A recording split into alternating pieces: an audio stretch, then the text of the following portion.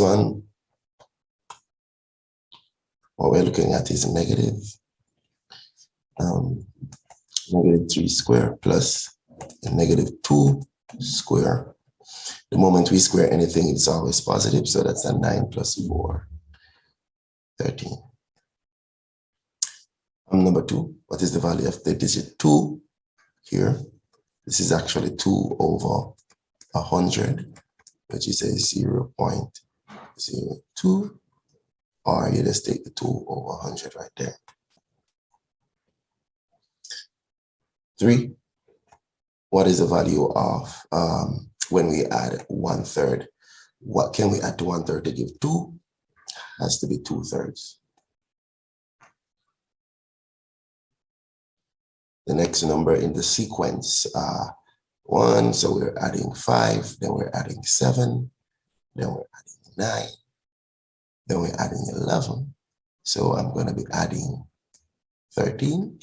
So this will give me 46. Number 5, if 30% of a number is 45, what is 4/5 of the number? All right. 4/5. All right, so we could find a number and take 4/5. All right.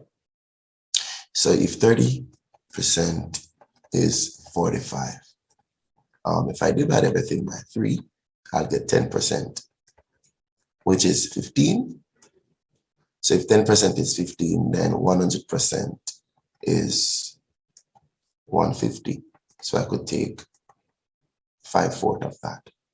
So 5 into 1. And 5 into 15 goes 3. So the answer is 30 times 4, which is 120. There are other ways you could get there, but I'm just giving one example, or one way of getting there. Number 6. So for number 6, a certain amount of money is shared in the ratio 2 to 3 to 9 right here. The question says if the difference between the first and the second share is 40, then the amount of money shared. All right. So we're saying the difference between 2 and 3, because we're talking about the first and the second. So it's a 2 and a 2 parts, that's 1. So the difference between this is 1, and they told us it's 40. Because as you could see, 1 is 2 and 1 is 3. Difference between them is 1 part, and the difference is 40.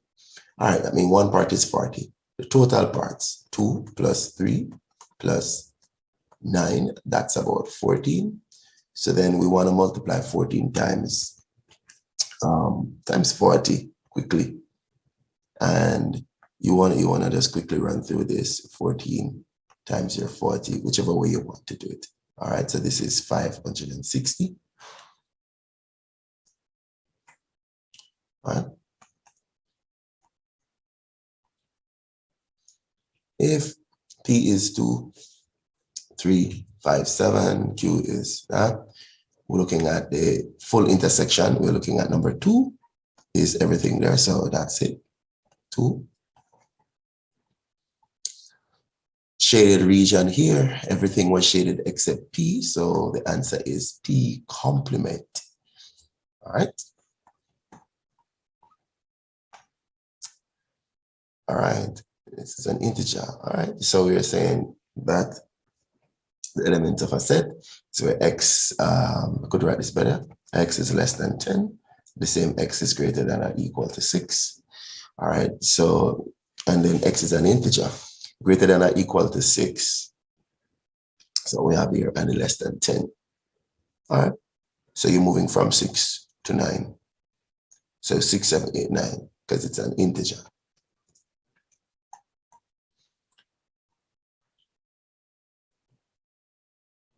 Okay. All right, so we have the set M, we have M here, we have N. Which of the following elements are true? All right, I'm seeing that N is fully in that, so I'm looking for a subset at least.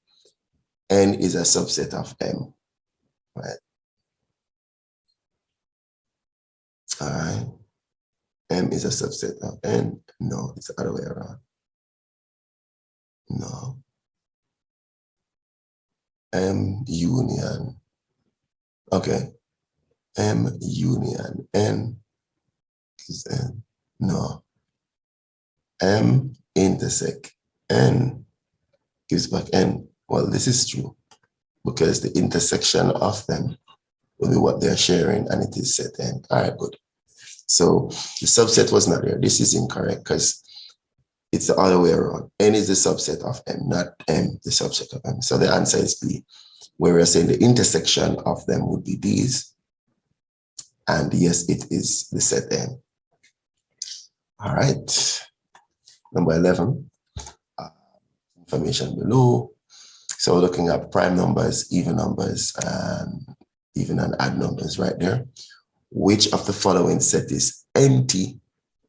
This has to be an empty set. There can be no even numbers. That would be an odd number. So the intersection of that is empty. We won't be able to find anything. All right, so we're saying question 12 refers to the diagram below, which shows the universal set U and two sets T and C. All right, so looking at those who plays tennis for T and chess for C. All right, and there are some students who didn't play anything. How many students play exactly one sport? All right, remember, we have to be careful because one sport persons are out here, out here, out here, out here. If you go inside here, those are two. These are two set inside here because they will be in C as well as T. So we're talking about that, that, that, that. So 4 students, all right, play one. All right, address costs $180 is being sold at a discount of 10%. The amount of the discount is, just take off a 0 for 10%, so it's $18. So what 10% will just drop off the 0 at the back all the time. So the discounted amount is $18. The cost of a refrigerator is $1,850. There's a sales tax of 5% is paid on the cost of the refrigerator. All right. A buyers who purchase the refrigerator, cash will pay what? So you want to find 5% of that. All right. So you could work it out quickly. 10%. So we have this. So it says, so 10% is that. 10% is 180. So 5% is actually 185 divided by 2. So the 10% is 185. So the 185 divided by 2, we're getting $92 here, right? And 50 cents, whichever way you want to work it. This is 5%. So you want to put back that on it. So we want to add back that 92.50 on that, right? And then we would have gotten that. I'm looking for ES 52 for, all right, so we're looking for that. All right.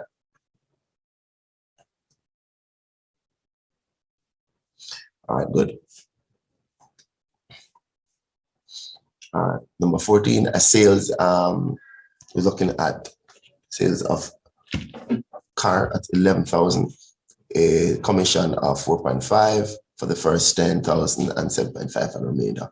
If I have $10,000, 1% is to take off 2 zeros, so 1% is 100. This is 1%. So then 4.5% is to say 4.5 times the 100, because 1% is 1% of 10,000 is $100. So if I multiply this, I'm going to get about 450. That means I have 1,000 leave now because it's 11. So you take this, we have 1,000 leave. So I'm going to wear this up here. 1,000 that is left. So we're talking now 1% of the 1,000. You know, 1% is to take off 2 zeros. So 1% is actually $10. But it's going at 7.5%. Right? So 1%, and I need 7.5%. I multiply this by 7.5. Then you could see $75 coming out straight. So if I add back my $75 to that, I'm getting $525. The thing is, understanding the 10% and the 1% is kind of easy. If I have $500 and I want 1%, it's to drop off 2 zeros at the back.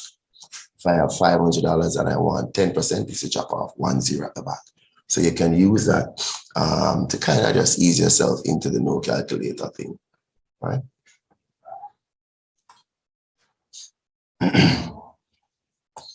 The value of a plot of land is 18,000.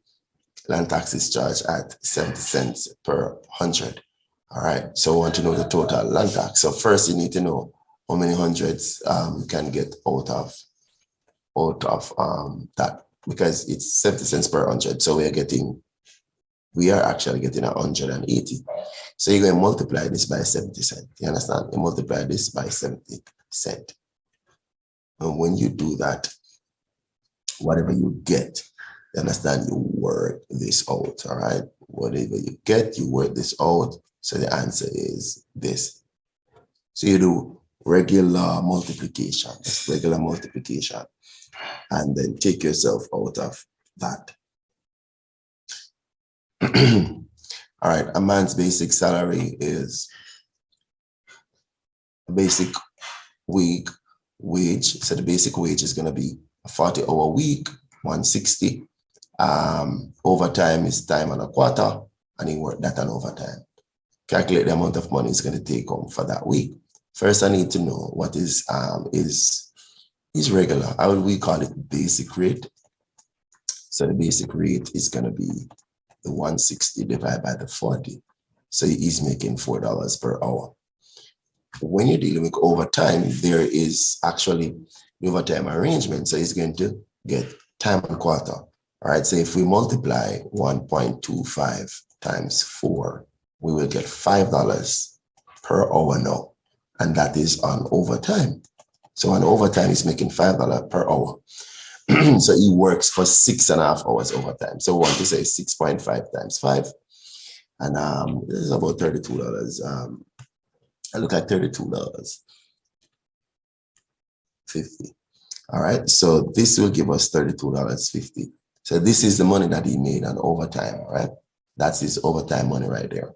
So what we're suggesting now is that you'll add that to the 160. So you could see is 192.50 would have been, there for that, right? So that is his answer right there, 192. All right, so let's go further. At the end of the year, a car is worth 5% less, all right, than what it was worth in the beginning. If the car is worth 9.5, 2016, then the value at the beginning of the year. You could look at this. This is, so 5%, this is 10,000, all right? So you could look at the answers to get there. So we're saying if I have 10,000, all right, 5% of this, you want to work it out your regular way, you do your thing, you see it coming back, 2 zeros. So that's $500 would have come off, all right? And then we're talking, so this is $10,000. Let's go. All right, so the loan is 8,000, 24 equal payments of 4. So you want to find out what this is. Yeah, you want to find out what this is. All right, so this is how it was paid back, and we get 9,600 here. All right, so, and then now you knew that you borrow 8,000. So if you subtract what you borrow from it, you would have seen how much they would have made. That's the interest. So you want to represent this as a percentage. If you're using the 10%, you could see that it's 20% of the 8,000 right now. It's 20% of that. You could see that. So this is the answer. But let us say you can't see that. Then what you could do is to say, guess what? What we could do is just to put that 1,600, right? We could just quickly say that 1,600 over the 8,000. and you multiply that by 100. And you could see that these two 0 cancel that. This 0 cancel that. 8 into 7, 1, 8 into that 2. 2 times 10, that's 20. You still get the same answer. So depending on how you want to do it.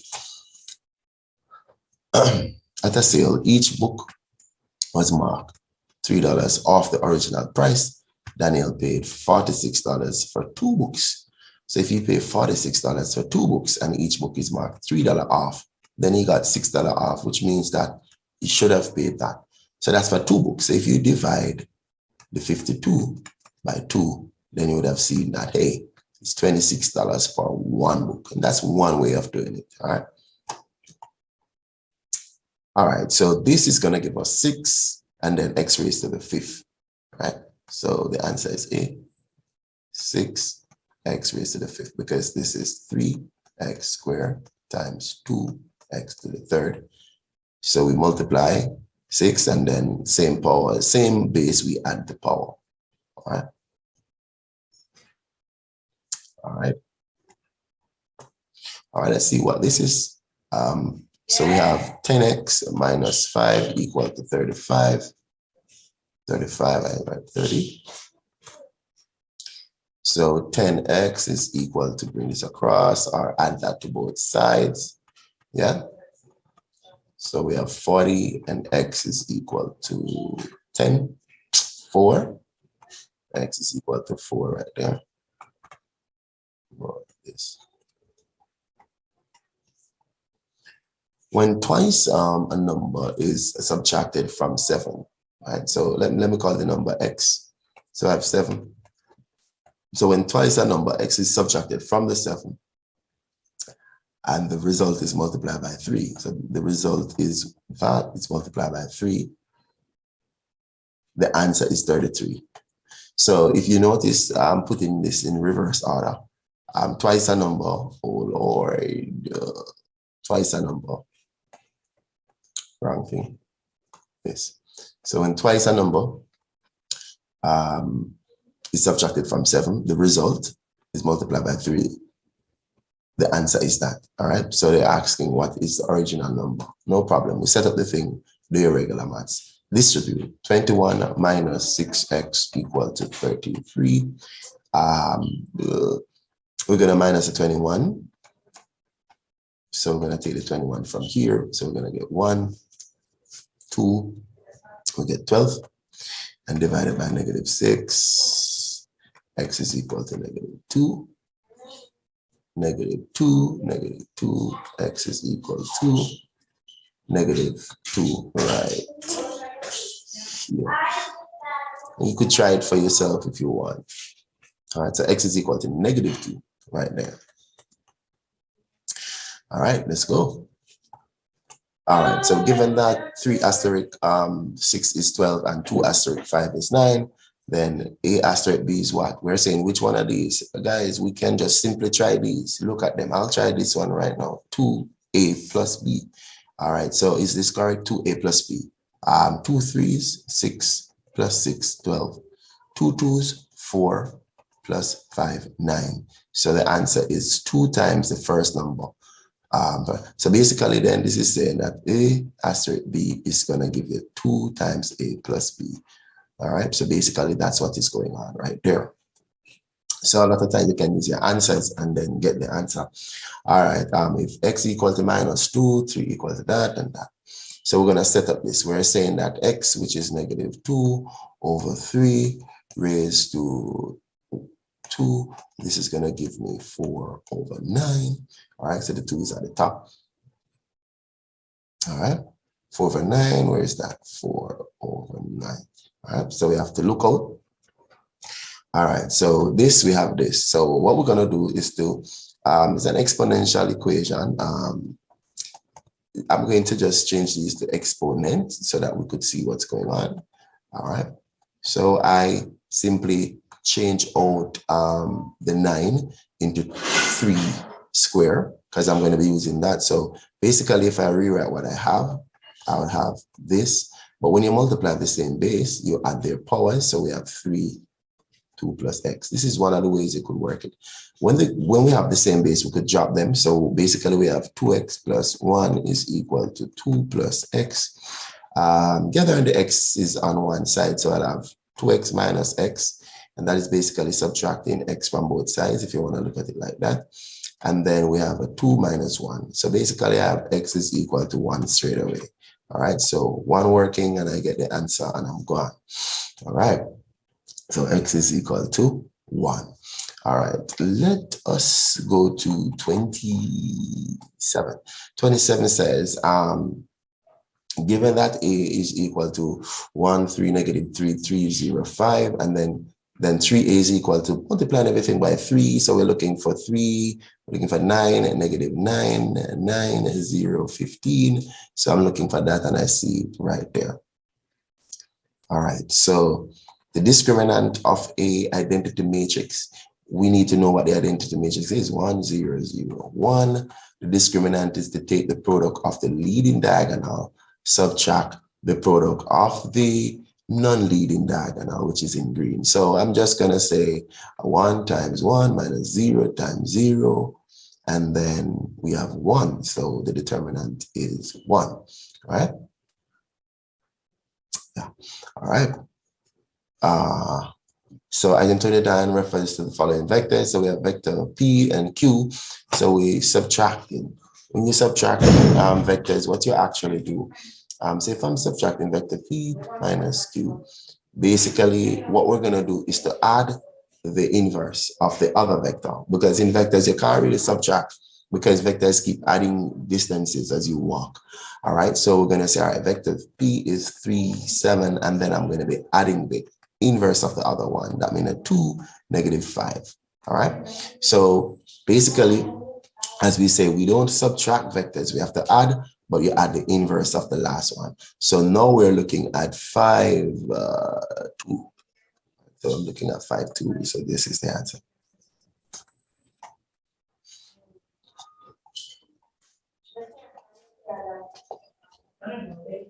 All right. All right, so item 30 refers to this below. So we're in the vector section. So it says we want to find WR. Where is W? Where is R? This is W. This is R. All right, so we want to find WR. All right, so let's put on our stuff. This going in this way is actually U. All right, we want to make sure we have that. Let me write it better. So if we're going in that way, this is U.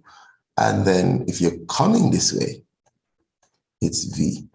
So what I'm doing here is I'm gonna go from W to Z, and then I move from Z.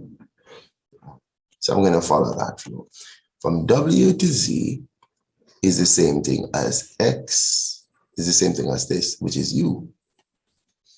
And then now I'm coming in the opposite direction, so I'm going to minus half V, all right? Because I'm coming in the other direction like this. So I'm going this way, but the vector for that is coming the other way. So it's a minus, a half of it, because it's half of this, because it's a midpoint. All right, so I'm looking for U minus half V, and it's at number 1. I'll take it and go. All right, given that 1 millimeter is that, all right, then, so you convert into meters, it's gonna be, you multiply this. So it's gonna, so basically the decimal point, we're gonna move 3 places to the left. So the answer is 2.5. All right, so it's like you have 2,500 and you multiply by that. So if you wanna cancel, you know, and then 10 into that will give you that. So whichever way you want to do it. The volume in C and cube of a cube of 3. So if we have a cube here, yeah, looking at the cube, this is 3, this is 3, this is 3. So the volume is 3 times 3 times 3, and that's 27. There we go, right there. The perimeter of a square is 48. What is the area? So talking about a square where all the sides are the same, 4 equal sides. So you want to understand that concept. So we're saying the 48 divided by 4 is going to give me one side. That means I have 12, I have 12, I have 12, and I have 12. So that's the idea to get that. But the area now is going to be 12 times 12, which is 144. 144 would be my area. Let's go to 34. All right. So the area of the trapezium PQR, all right, above is what? Half the sum of the parallel sides times the height. So we're talking about 8 plus 18 over 2. And then we're going to multiply that result by 5, right? So we're talking about 26 divided by 2. This is 13. 13 times 5. And that is 65. So we're looking for the answer with 65 right there. All right. Item 35 refers to the diagram, which is the sector of a circle, AOB, and we have 60 degrees there, and the radius R. All right. So the question is the area of the sector. The area of the sector is going to be 60 over 360 pi R square. All right. So, but this is going to work out to give us 1/6. So 1/6 pi R square is actually there. All right. So the perimeter of this. So if we cut this off and cut this off here, this distance is 15. This is 6. This is 6. All right. So we get everything to be 27 as you go across. That means the radius of the circle is 6. There's this distance, and this is radius. So this is 6. All right. So the question is the perimeter. To work out the perimeter, we're going to be adding up. This is 15 here, from here to here. So we're adding up these, plus we're adding up the one circle in terms of the circumference of one circle, 2 semicircles. So it's basically 15 plus 15 is 30, plus 2 pi R. All right, but R is 6. So then we're saying 30 plus 12 pi. If I factor out 6, I'll get 5 plus 2 pi. I'm only working it because you work it like this because of how the answer is set. So based on the answer that I'm seeing, I'm trying to patternize mine to fit it. All right. The area of a circle. The area of a circle is 53.6 if the length is multiplied by 4. So we're saying length times width would have given us 53.6. And then now the length is multiplied by 4. And then they're saying that the width is half. Then if you cancel this, you're seeing that when everything is canceled, then this becomes 2 times this, which means we need to multiply that by 2 to get the new idea. So this is 107.2 for the new idea, because technically when we multiply the length by 4 and half the width, we're actually doubling. All right, so this actually doubles in the end. All right, we want to find the area of this figure. All right, so we're getting information that this is a square and a triangle. All right, so that means this is 5 right here. So in this part, 5, 5, this is going to be 25. So we're looking at this is 25 for the area of that part. Up here, it's going to be 5 times 4 of the sum of base times height. So this is going to give us 10. So this piece is 10 right there. So we're talking about 10 and this. So we're looking at 35.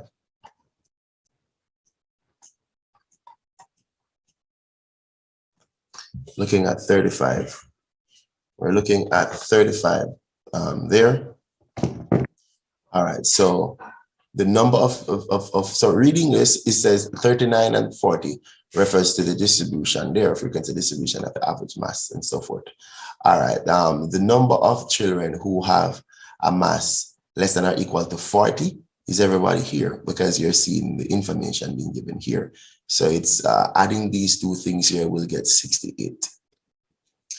the upper boundary of the median, we need to know where the median is. So basically, we're going to add up. If we want to know where the median is, we have to work it out because they never told us.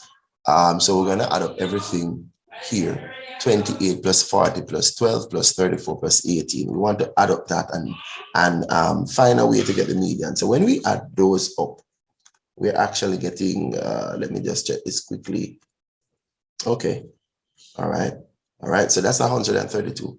This is 132.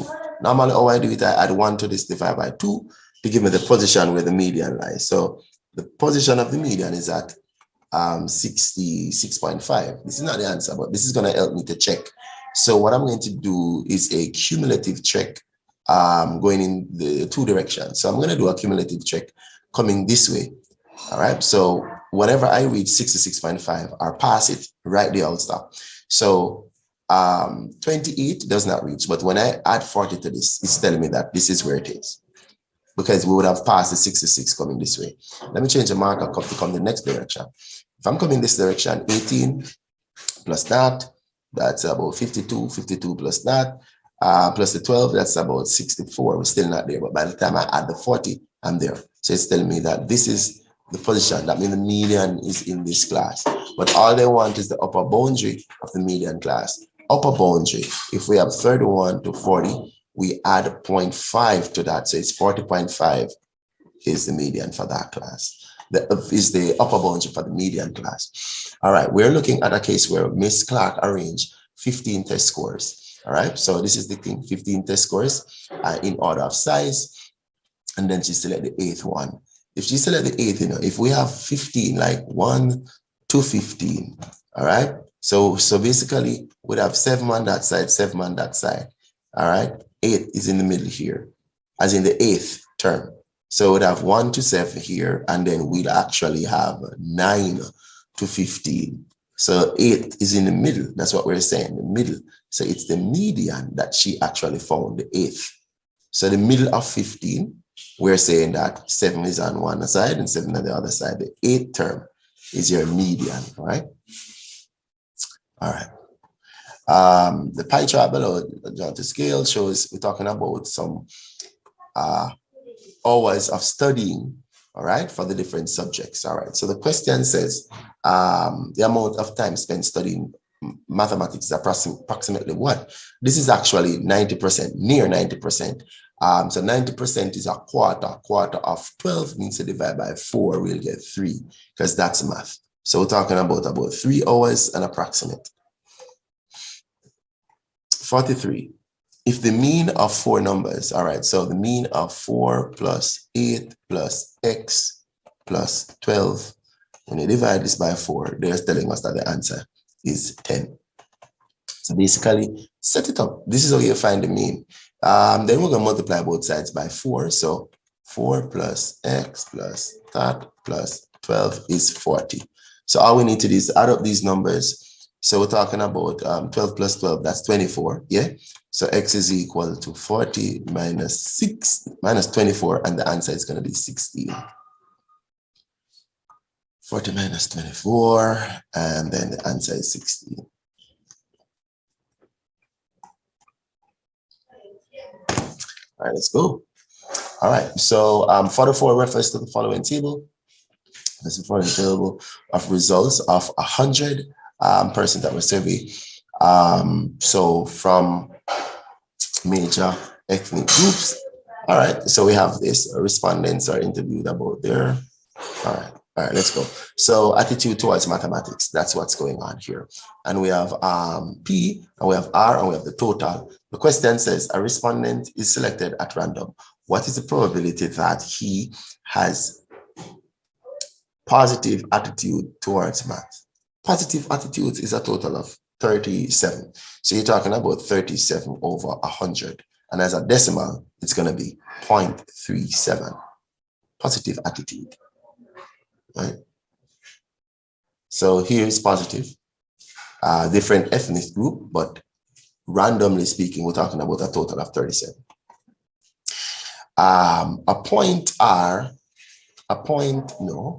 The point where a linear function crosses the horizontal axis. horizontal axis is your x-axis. And if something crosses the x-axis or the x-axis there, horizontal is called the x-intercept, all right? So we're talking the x-intercept right there. All right,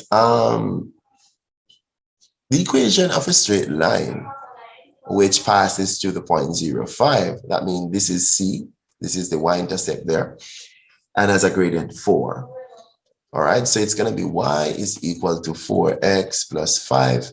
Whenever the x coordinate of a point is 0, the y value is where it crosses the y-axis. So we don't have to worry about working out something that we were given. All right. 47. Which of the following groups represent a linear function? A linear means a straight line. A. That's a curve. That's a curve. And this is a straight line, which is actually a perpendicular line. So you won't be able to get the gradient of that. So that is the answer. All right, question 48 refers to the graph of the quadratic function. It says the coordinate of the maximum point of the function. Right, that you can look and see maximum point is right here. And this is a 2 and this is a 4. So we're talking about a 2, 4. We're looking for that. It's right at A. And line L is parallel to this line. Then what is the gradient of L? Let's write this in the right format. Let y be by itself. So we're talking about, I'm going to just start working. I'll get a negative 3x and a positive 9.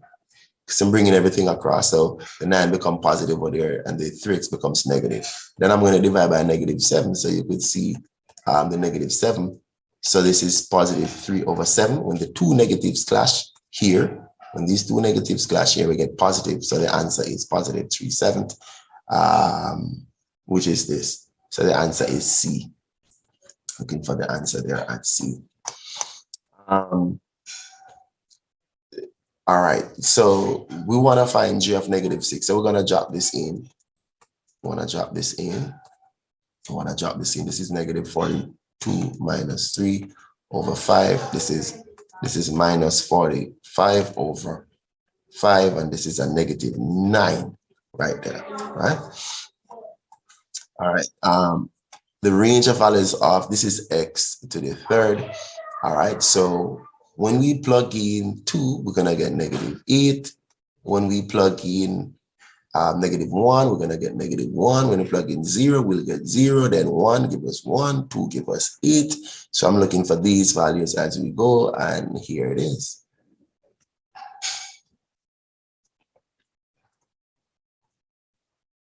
Which of the following pair of lines is perpendicular? I have to convert them in the regular form and look at them quickly. So for this one here, the gradient is going to be negative 3 over 2. That's getting rid of the 2 there. For this one, I'm going to have to fix it. So I'm looking at the gradients really.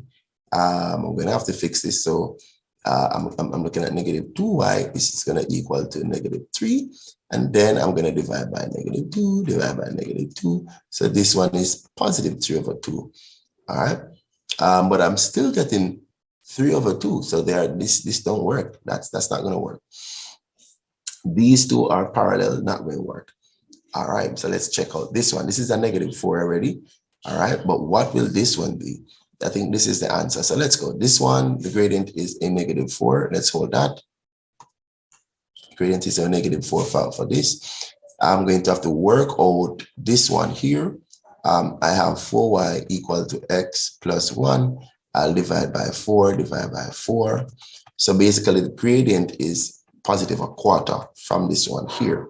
We could see that positive a quarter, which is the negative reciprocal of this. So remember, this is the answer. All right, because when lines are perpendicular, one gradient is a negative reciprocal of the other. So we're talking about negative 4 over 1 and positive 1 over 4. They are negative reciprocal of each other right there. 53. If the sum of the interior angles of a polygon is 4 right angles, then the polygon, which one of these will suit it? Triangles don't do that. Hexagon can't do that. Pentagon can't do that, but definitely a quadrilateral would have 4 sides, 4 angles, right?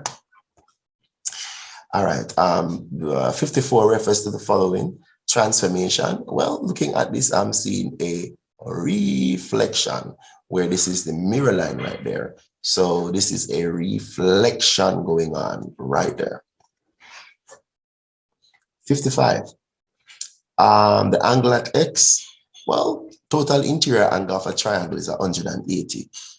So when we add these, we'll get 60, and we take it from it, we get 120 right here.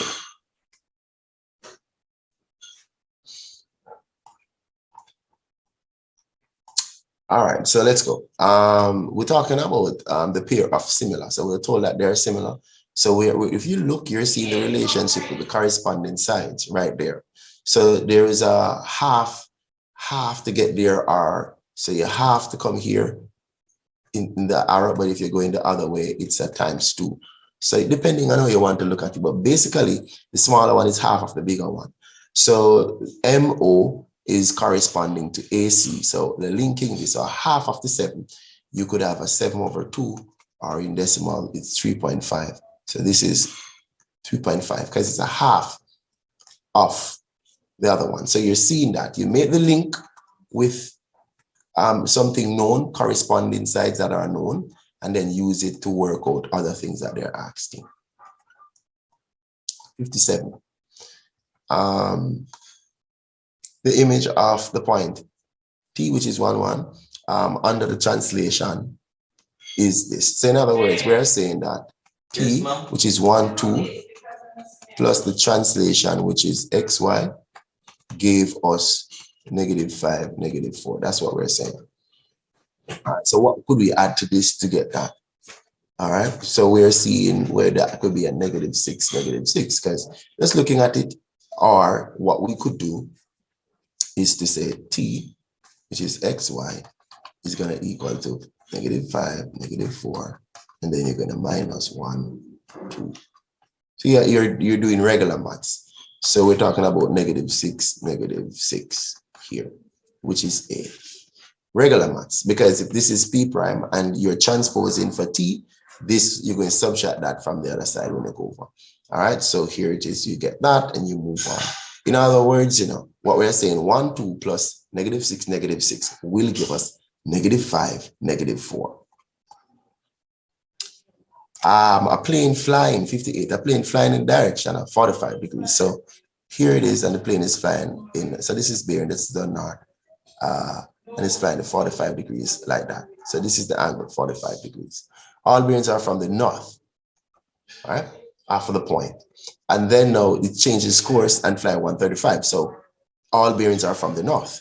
So the bearing, this bearing will be coming from here still to here, right?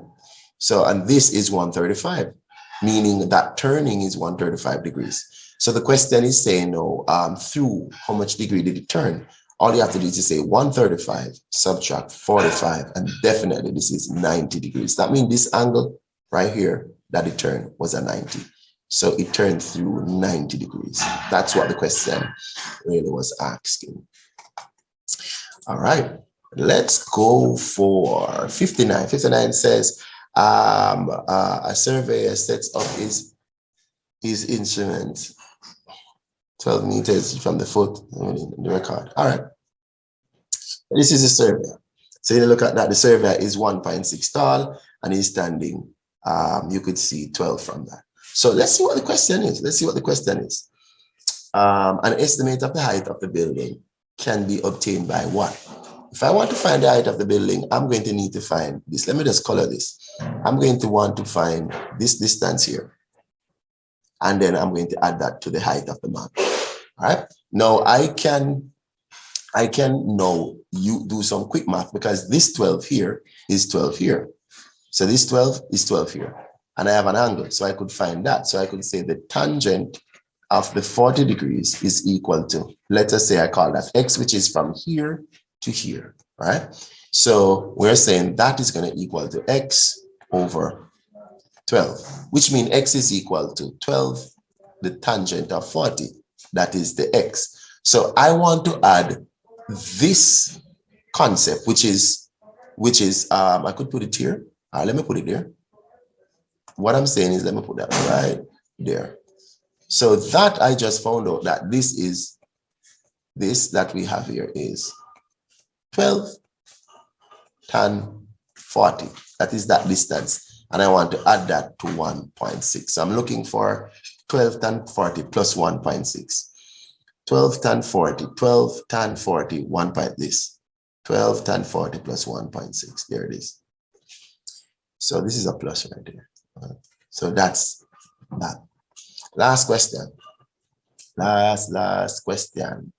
And it says the diagram above shows the angle of depression of X and Z is from Z is 30. All right, so we're seeing the depression X from Z is 30. If X is 10 meters from Y, the height of YZ, this. All right, is what? Then technically, this angle here, 30, would be equal, the value of it is equal to 30 down there. So now I could go tangent. So basically what I'm doing here is to say the tangent, let me put it here. The tangent of 30 is equal to YZ, which is opposite over 10. So it means then 10 tan 30 would be the answer. So we're looking for 10 tan 30 and the answer is at A, and there it is. All right, guys. So this is the end of the June 2022 paper 1. All right. If you have not yet subscribed to the channel, please do so. Like, share, and drop a comment. All right. How much you guys actually got out of the 60? Let us see what you got.